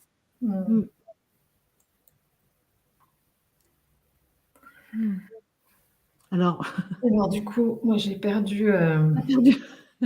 T'as perdu le fil. J'ai perdu le fil. Non, je reviens sur la question d'avant, comment trouver la réponse en soi. Pour moi, c'est vraiment ça. Enfin, je le dis avec mon expérience de plus de 20 ans de cheminement. C'est que j'ai eu besoin d'apprendre à connaître toutes les fonctions de mon corps, tous les outils justement qui sont à ma disposition au travers de moi pour pouvoir me le réapproprier. Mais que dans toutes les voies où j'ai été chercher, le seul truc vraiment efficace, entre guillemets, c'est la pratique tous les jours, cette reliance, cette mise à disposition de moi-même, quoi. Et de pouvoir avoir cette occasion avec toi, guidée par toi, et dans une assemblée, dans un groupe, même au travers de nos écrans, c'est juste le cadeau divin, quoi. Alors ça, c'est ce que je l'ai fait un petit peu malgré moi, si tu veux, ça s'est posé. Pour moi, la guidance, en fait, c'est pas quelque chose qui est conceptuel, c'est quelque chose que j'ai un élan, je le fais. Donc c'est ça, la volonté divine me dit, tiens, ça me donne envie, justement. C'est ça, c'est que l'autorité suprême, elle n'est pas coercitive, c'est pas comme celle des gouvernements d'aujourd'hui. L'autorité suprême, comment je la capte moi? Ben, un élan, j'ai tout à coup envie. Ce matin, je suis dans ma voiture, je regarde, il y a des primes verts qui commencent à pousser dans le fossé, je vois les asphodèles, j'adore les asphodèles. Je ne sais pas si tu sais ce que c'est les asphodèles, j'adore, des plantes que je trouve magnifiques. En patois, on appelle ça des pirottes. Et donc, j'adore ces plantes et je les vois là qui commencent à pousser. Ça me donne des élans, tu vois. Je ressens la puissance du printemps. Et je dis, je vais faire une vidéo à 13 heures. Allez, j'ai vu qu'elle faisait 13 minutes. Je suis trop contente. Mais c'est ça, l'autorité suprême, comment est-ce qu'elle s'exprime? Elle ne s'exprime pas en me disant, tu dois faire ça. Elle s'exprime en me donnant de la joie et de la simplicité. C'est pour ça que c'est facile de lui obéir. Parce que de lui obéir, ça me met dans un état de joie et c'est évident, j'ai les moyens de le faire. Et donc, c'est comme ça la reliance quotidienne. Et en effet, moi, je trouve que ce qui est génial, c'est d'avoir la joie tous les jours, d'être ensemble, je suis, et d'être ensemble avec des amis. Tu te rends compte comme c'est génial, franchement. Mais tu nous permets de le vivre et de ressentir cette fréquence-là. Et ce truc qui pétille, l'intensité de l'énergie vitale qui circule et tout ça, une fois qu'on l'a vécu d'une manière neutre et pure, c'est-à-dire en dehors de l'euphorie, en dehors de la tristesse, machin, une fois que tu l'as ressenti une fois, tu peux y retourner, même si tu connais pas le chemin, c'est assis sur ta chaise. Et tu peux le recontacter et tu peux choisir de lui donner de l'espace pour que ça s'expanse, quoi, en fait. Tu sais quel est mon plus grand atout? C'est que je suis très mauvaise en discipline. Je suis très mauvaise en pratique quotidienne. J'ai jamais pu. Par exemple, je commence à faire des exercices physiques. Je fais ça 2 jours et puis je m'ennuie. Mais même un traitement, du temps où je prenais encore quelques médicaments, parfois un traitement, mais c'est un truc de dingue. Même des huiles essentielles. On me dit tiens, il y a un flacon d'huile essentielle, il faut utiliser ça pendant 1 semaine. Je suis incapable d'aller au bout d'1 semaine. Je suis pas équipée pour être quelqu'un de discipliné. Je sais pas faire ça. Donc absolument pas. Donc je suis nulle en ça. Donc moi, si je me dis je suis pas disciplinée. Quelqu'un me dit mais tu fais une guidance tous les jours, c'est une forme de discipline, mais pas du tout. Il n'y a aucune discipline là-dedans. Il y a juste un désir permanent. C'est pas de la discipline, tu vois. Ça me donne envie. Et c'est génial, tu vois. Et donc, ce que j'adore, c'est que tous les jours, je me lève le matin, je me dis chouette, ce soir il y a une guidance. Ouais, ce soir, aujourd'hui il y a une action commune pour le Christ. Aujourd'hui, tiens, je vais faire une vidéo de plus. Aujourd'hui, je vais écrire une newsletter. Aujourd'hui, mais ça attends, mais Coralie, mais quelle vie merveilleuse, tu vois. Et ça, c'est juste de l'obéissance à mon moi divin. Tu te rends compte? Et ça permet cette pratique quotidienne, c'est-à-dire là, il y a une forme d'hygiène. Tu vois, comme à peu près on se lave tous les jours, on se lave les dents, etc. Et bien là, c'est la même chose. C'est-à-dire qu'à un moment, ce qui est hyper intéressant, c'est quand même de stimuler la conscience de je suis en moi. Parce que je remarque que si éventuellement c'est pas stimulé, très très vite, je peux me prendre pour une Marie-Odile Sanso ordinaire, qui est la fille de Jacques et Germaine, et qui n'est plus du tout un être divin, tu comprends? Et ça me conduit à ne pas me comporter dans l'écoute de moi et dans le respect de moi, et ça conduit à me comporter avec des choix qui, en général, vont plutôt être toxiques pour moi. Donc, j'ai tout intérêt à écouter ce que je ressens, à traduire ce que je ressens en conscience et en acte, en cohérence avec ce que je ressens. Parce que c'est bien beau d'écouter le ressenti, mais c'est qu'en plus, il faut lui accorder du crédit et agir en fonction de lui, le reconnaître. Et donc, bien sûr que ce qui est important dans nos rendez-vous quotidiens, c'est ça. Et c'est cette montée en fréquence. Et là, mes cellules, elles s'en souviennent. J'ai même pas besoin de le conceptualiser. J'ai même pas besoin de me souvenir de ce qui est dit. C'est là, lui, là. Là, le je suis corps, lui, il est nourri. Et celui-là, il grandit et il alimente tout le système. Et ça, c'est absolument génial, tu vois. Ouais, j'entends bien, enfin, je ressens et je le vis aussi, ça se voit, tu émanes ça. Mais pour En moi, plus, moi, j'ai la pêche, tu vois, j'ai quand même beaucoup d'énergie. Oui, donc c'est clair, j'espère que ça donne envie. J'espère que ça. Forcément, ça fédère. Ouais, c'est ça. Tu entraînes. Mais dans la discipline, pour moi, il y a quelque chose de. C'est comme un repère, c'est une structure aussi dans la matière. Et j'aime bien parce que je sais que c'est un rendez-vous avec cet état d'être. Donc, moi, c'est quelque chose de positif, quoi, tu vois, j'aime d'une Ah, ça a certaine ça a coupé un petit peu. Il y a eu une légère coupure. Tu peux redire ta phrase parce que j'ai pas bien Je saisi. disais que pour moi, la discipline, c'était pas une punition ni une contrainte ou quelque chose d'enfermant, parce que je sais que c'est un rendez-vous avec cet état d'être-là. Ouais. Tu vois, c'est un cadre, c'est une structure, c'est une manière de le canaliser. Et moi, j'aime quand je fais des postures de yoga, j'aime quand je médite, j'aime quand je vais marcher dans la nature. Tu vois, c'est des disciplines agréables quand même. Et oui, Je me mais sens voilà. mieux aussi après dans mon corps ou Je pense en que ce qui général, se quoi. passe pour moi, c'est que très vite, mon mental en fait une règle. Tu vois, le problème, même quelque chose de très chouette. Ah, mais c'est incroyable. L'autre jour, je me suis rendu compte que même quand je faisais les regards de vérité, je canalise le je suis des gens. Tu peux pas vivre une expérience plus belle que celle-là, parce que tout à coup, je suis amour, tu vois. Quand je me mets face à une personne et que par le regard, je canalise son je suis, Coralie, c'est extraordinaire. Je suis l'amour à ce moment-là. Donc, tu peux pas vivre une expérience plus merveilleuse que ça. Enfin, peut-être que si, mais en tout cas, là, c'est à peu près à mon top, tu vois, dans mon registre. C'est vraiment le top. Eh bien, figure-toi que j'avais réussi à en faire un dogme, à l'instituer et à être en train de me soumettre à une autorité que j'avais moi-même instituée et instaurée en faisant le regard de vérité. C'est pour te dire à quel point le mental est capable d'aller chercher dans la pratique la plus joyeuse, la plus merveilleuse, la plus satisfaisante, comment il va dire maintenant tu vas faire ça. Et là, un jour, je me suis retrouvée en train de canaliser le je suis de quelqu'un et puis d'entendre mon mental qui me disait en même temps, mais c'est n'importe quoi, Marie-Odile, mais c'est vraiment du grand n'importe quoi. Tu racontes que des bobards aux gens, tu vas quand même pas leur faire croire un truc comme ça. Et tu vois, en même temps que je canalisais ça, c'est des situations qui sont assez désagréables à vivre. Et ça m'a demandé d'aller regarder, tu vois, ce que ça. Et c'est parce que j'avais institué une espèce de, comment dire, avec la pratique, c'était devenu un dogme. Et ça y est, j'étais en train de me soumettre à un dogme. Alors, ça n'a pas été très compliqué de le déjouer, mais quand même Et moi, je pense que c'est ça qui se passe dès que je fais quelque chose de façon un peu habituelle. Ça y est, j'en fais une institution dans laquelle je suis enfermée, tu vois. Oui, ça convoque un espèce de réflexe, un système de compensation, ou toi, tu appelles ça un comportement stéréotypé, je crois. Ouais, c'est ça. Et c'est pour ça que je disais tout à l'heure, c'est pas évident, parce que quand tu as pris conscience du mécanisme, que tu arrives à ressentir, à conscientiser ce que tu ressens, tu pas libre, quoi. C'est juste une étape.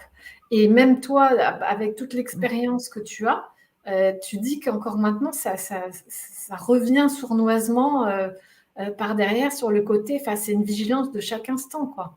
Enfin, une vigilance et Absolument. en même temps une conscience, quoi. C'est la pleine conscience, je pense, qui C'est te ça. sort Mais de ça. tu vois, dans un cas comme ça, tu vois, je me revois là, c'était dans un endroit qui s'appelle la Grâce-Dieu. En plus, le nom était joli, c'était en Haute-Garonne. Je me revois.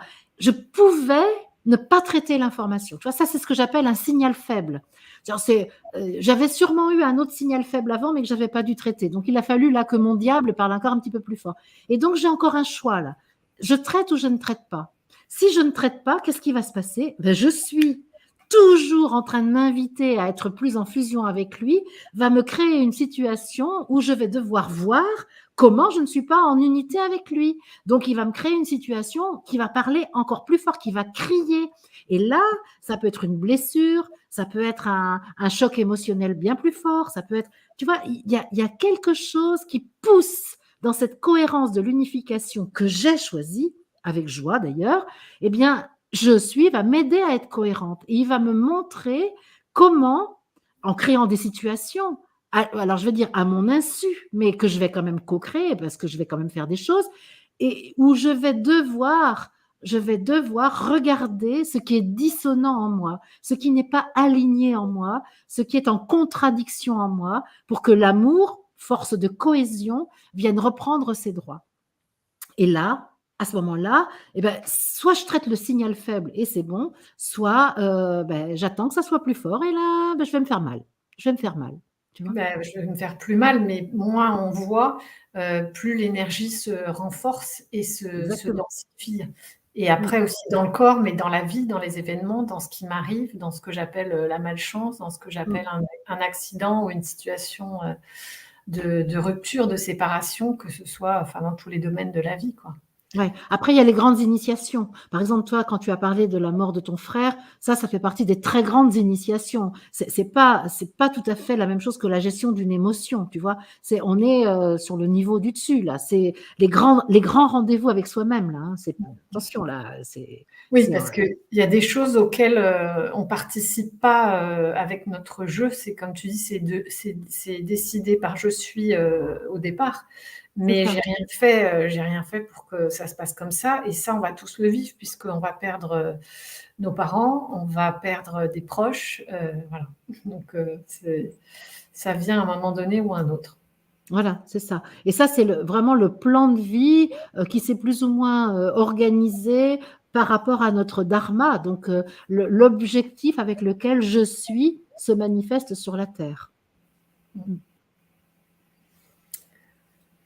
Alors je reviens, qu'est-ce que je voulais te dire d'autre par rapport à...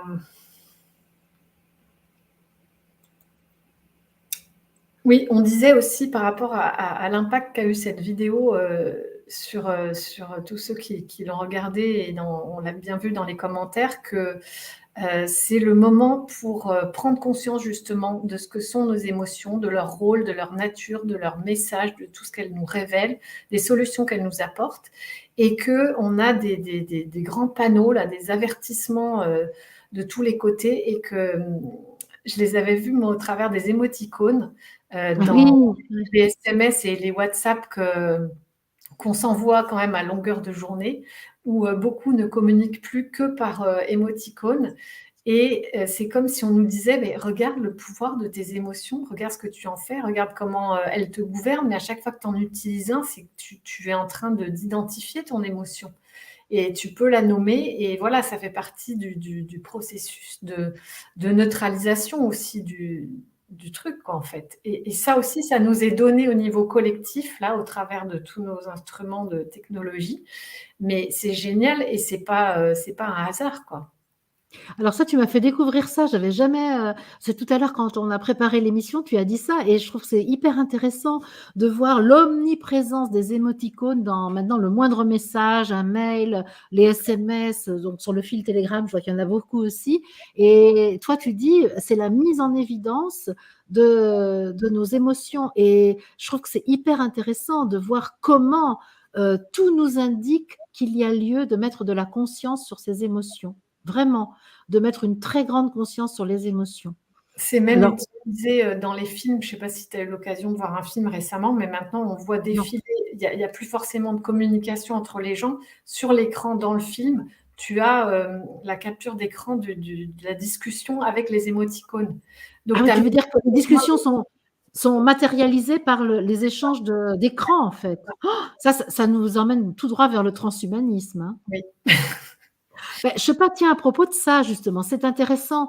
Moi, je vais plus du tout au cinéma, mais il y a un film qui m'a énormément marqué, auquel je pense souvent avec Meryl Streep. C'est un film qui s'appelle The Giver, je crois qu'il s'appelle The Giver, oui, qui est le donneur en français. Et donc, je crois que c'est la même histoire que Equilibrium, c'est à peu près la même histoire. Et donc, c'est un film d'anticipation où les dirigeants de la société ont organisé les choses de manière à ce que les habitants n'aient plus aucune émotion.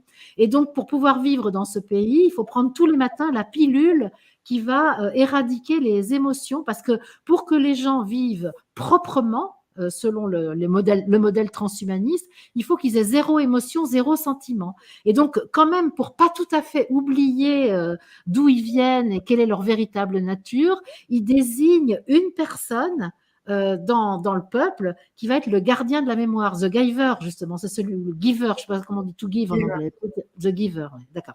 Donc celui qui va passer le relais. Et donc il y a un enfant aussi qui est repéré comme ayant les qualités requises, morales requises, pour pouvoir devenir un jour the giver, justement.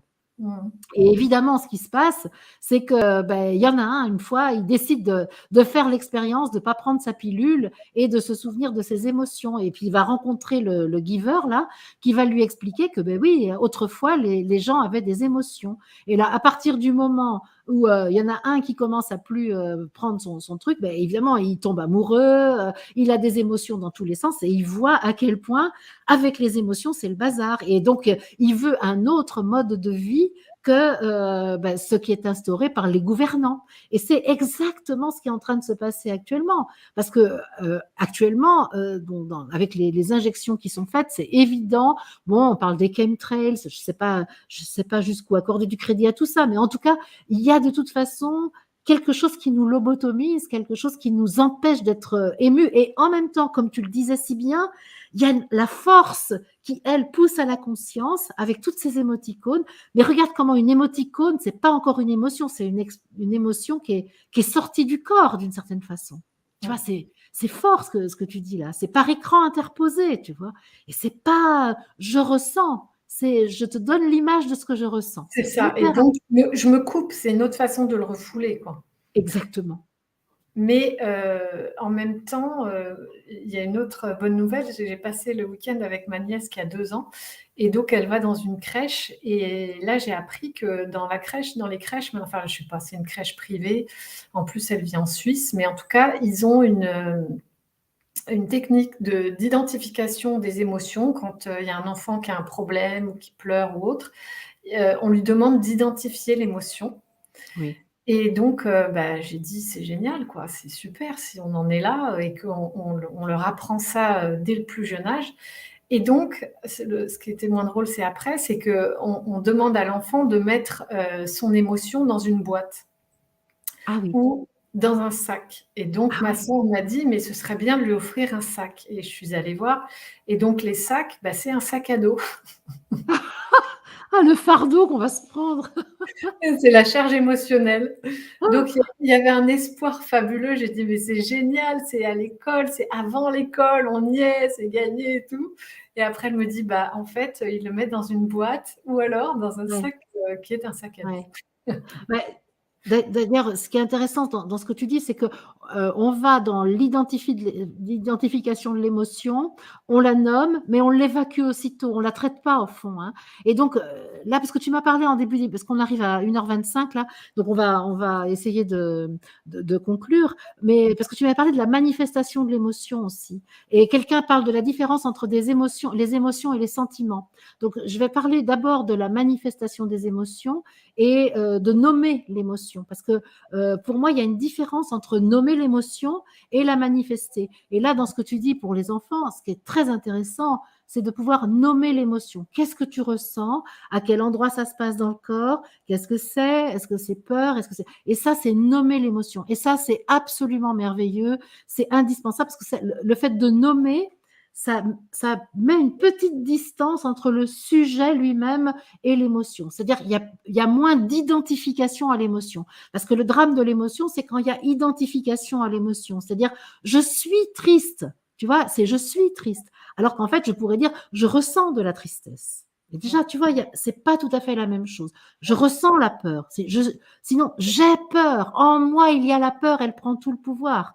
Tu vois, c'est vraiment hyper important, hein. Et je suis en colère, je suis même la colère. Et donc, ça, c'est l'identification. Et donc, c'est très intéressant de pouvoir nommer pour se désidentifier et mettre un peu de distance et pouvoir gérer l'objet. C'est-à-dire, tu vois, je suis le sujet et l'objet, c'est l'émotion. Et là, il y a une relation entre l'objet, l'émotion et moi-même. Et là, je peux travailler. Là, je reprends du pouvoir sur mon émotion, mais je ne la mets pas dans un sac à dos, au fait, parce que sinon, les cailloux que j'ai dans le dos, c'est juste horrible. Et par contre, je vais veiller à gérer ma manifestation. C'est-à-dire que la manifestation ne doit pas s'emparer de moi parce que sinon, l'émotion me manipule. C'est pour ça qu'aller taper dans des coussins pour évacuer l'émotion, ça n'a jamais évacué l'émotion, ça l'a manifestée et encore ça la met en scène. Et je crois que pour les cellules, c'est encore pire que tout parce qu'elles savent que c'est un leurre. Elles savent que c'est un truc où on fait semblant en fait. Donc là, non, moi je trouve qu'il faut être le maître de la manifestation de l'émotion. Par contre, il est absolument nécessaire de la nommer pour pouvoir avoir ce pas de côté qui va faire que je ne suis pas l'émotion, mais je la regarde, je la nomme et je la gère. Tu vois? Ouais.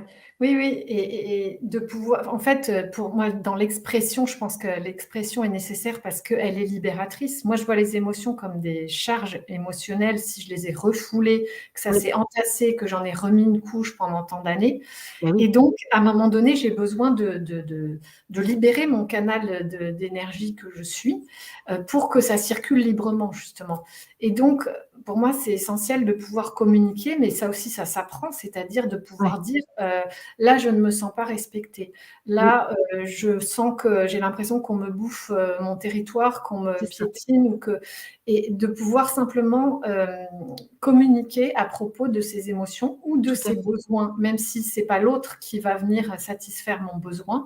J'ai le droit de dire ce que je ressens. Et tout à l'heure, Ah, tu c'est même nécessaire, et oui, absolument c'est comme nécessaire. tu dis, c'est pas seulement un droit, c'est une nécessité pour se libérer de ces charges émotionnelles.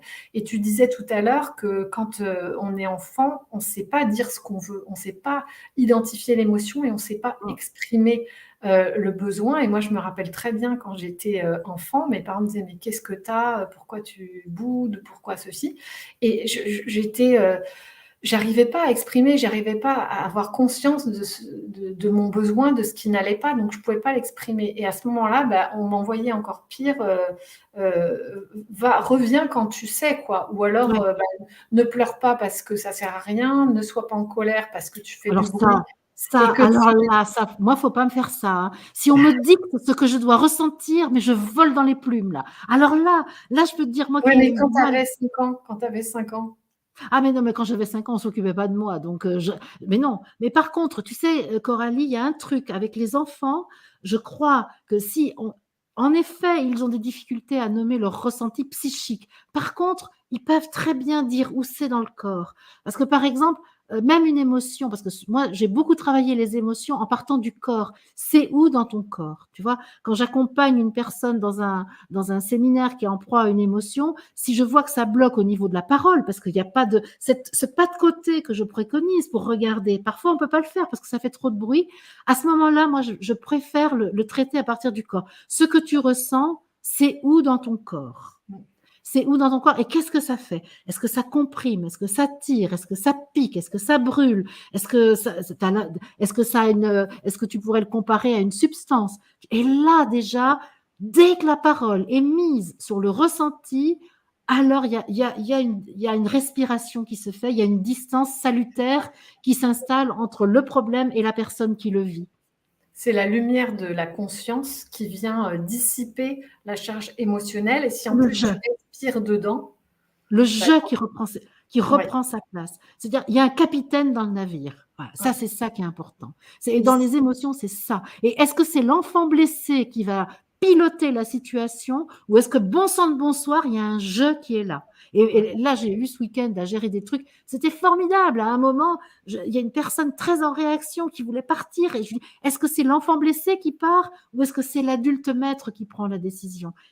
Et donc voilà, tout le truc, ça a été d'accompagner pour que le jeu reprenne un peu de place et que ce soit pas l'enfant blessé qui crie comme un pauvre malheureux et qui va prendre toutes les décisions à la place de la personne, tu vois. ouais, ouais, c'est ça. Mais c'est vraiment un cheminement, et pour moi, c'est de la connaissance de soi, quoi. Et Un haut niveau, un oui, haut niveau. mais La cuisson alchimique de l'âme, ça, c'est les émotions. C'est ça qui va faire qu'on va passer de l'homme animal pensant au divin humain. On peut le tourner dans tous les sens. On peut apprendre tous les ésotérismes qu'on voudra, faire les grandes écoles initiatiques, être dans les rituels, dans des grands livres, etc. Si on n'a pas rendez-vous avec soi-même et l'enfant blessé qui est là, on arrive à rien. Voilà, je le dis, je le crie, je le clame, mais je l'ai expérimenté. Il n'y a pas d'autre, moi je ne connais pas d'autre solution.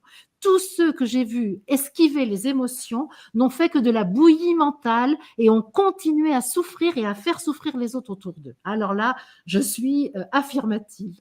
alors, je pense qu'on ne peut pas en faire l'économie non plus. Enfin, jusqu'à maintenant, en tout cas, c'était comme ça. Je ne sais pas ce qui va arriver après dans le processus alchimique.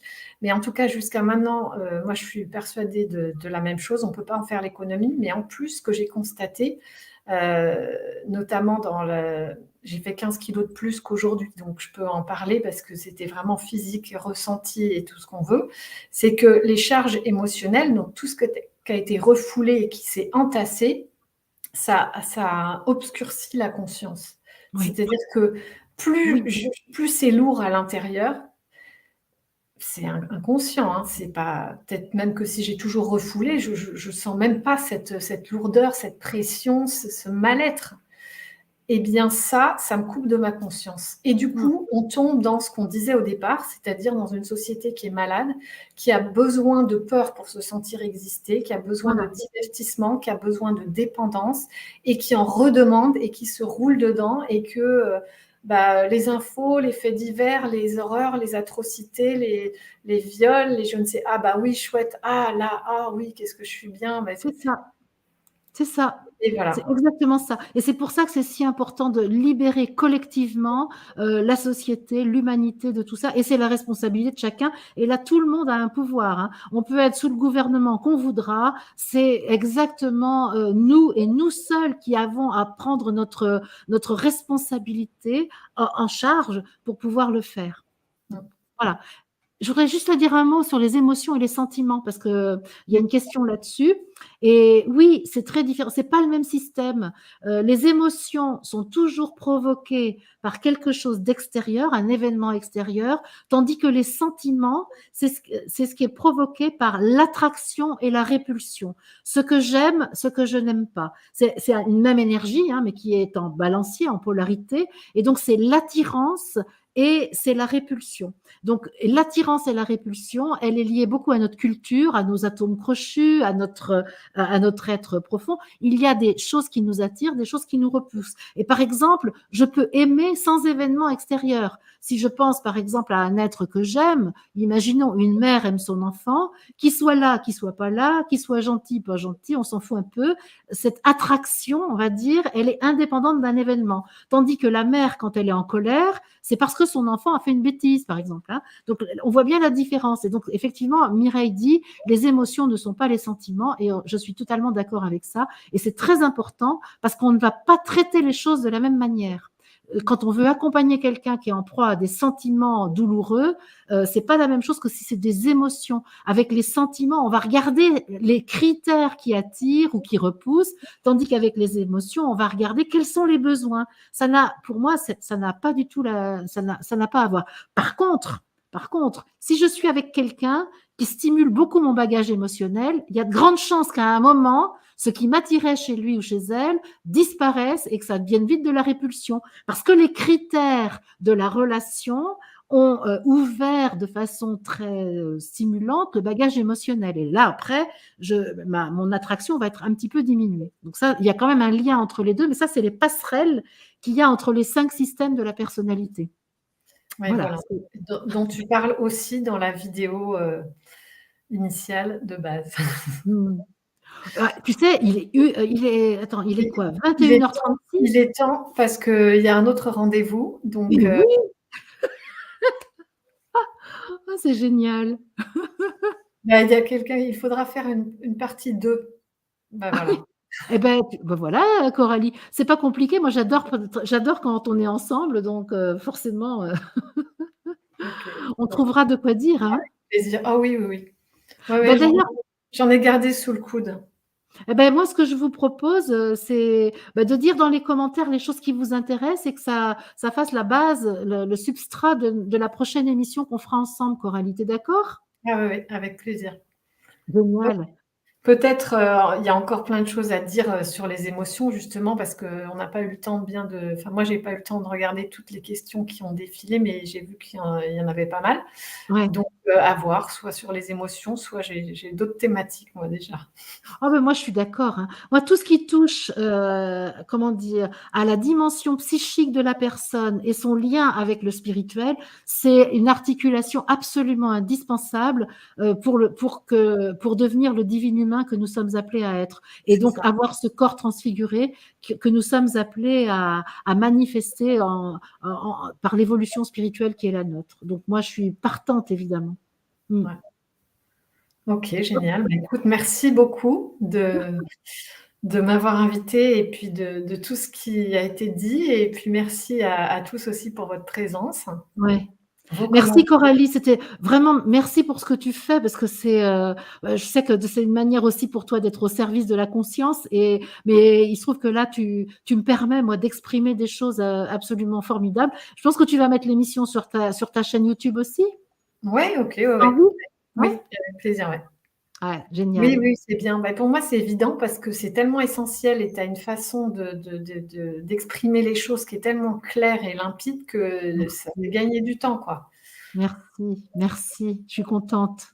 Et Bon, c'est faut parce dire que qu'au tu niveau émotionnel, j'ai été formée à bonne école parce que moi, je ne sa j'avais un paquet, un sac à dos qui était énorme et donc j'ai dû apprendre à vivre avec et après j'ai dû apprendre à satisfaire les besoins, qui sont les miens. Il m'en reste encore, hein, bien sûr, hein, il y a encore des déclenchements, d'émotions parfois, mais ça a rien à voir avec, pour rien au monde, je reviendrai à l'âge de 40 ans, hein. J'adore vieillir, j'ai 65 ans là maintenant, mais c'est génial, hein, franchement, et à 70, ce sera encore mieux. on pourrait faire, une émission sur, comment, bien vieillir, vieillir en joie. Ouais. Ah ben moi je suis d'accord, hein. Bah, Ouais. avec les émotions, les sentiments, tout ça, la liberté, c'est quelque chose de fabuleux. Mmh. Bon, Bon, bah, moi, je voilà. donne rendez-vous tout à l'heure à 10h moins 5, donc 21h55. Je serai en compagnie de Marie-Charlotte parce qu'on va faire des sons et on va souffler pour fêter le portail du 22 février 2022. Et c'est donc à 22h jusqu'à 22h22 au moins. Et puis, tous ceux qui sont intéressés, on se retrouve tout à l'heure. Et Coralie, toi, ton prochain rendez-vous sur ton antenne, c'est quand? Oh, bah, alors, un rendez-vous, très qui va beaucoup plaire, je pense. Ça va être une émission sur la sexualité demain à 16h30 Oh, avec Virginie et Pierre. bah alors Alors ça, c'est un des on a sujets que j'adore traiter aussi, hein. Alors là, un jour, on parlera de ça, toi et moi, hein. tiens, on s'est pas venu dans les dépendances tout à l'heure. Comment satisfaire un besoin immédiat? Comment aller dans le plaisir? Ça fait partie de la panoplie des dépendances et des addictions. Non, mais dans la sexualité, il y a tout, c'est Ouais, génial parce qu'il y a l'énergie vitale et c'est ouais, aussi, être, avec je suis. ouais, On va voir tous comment, la société aussi, notre éducation et les millénaires, les dogmes, les enseignements religieux ont mis un couvercle, ouais.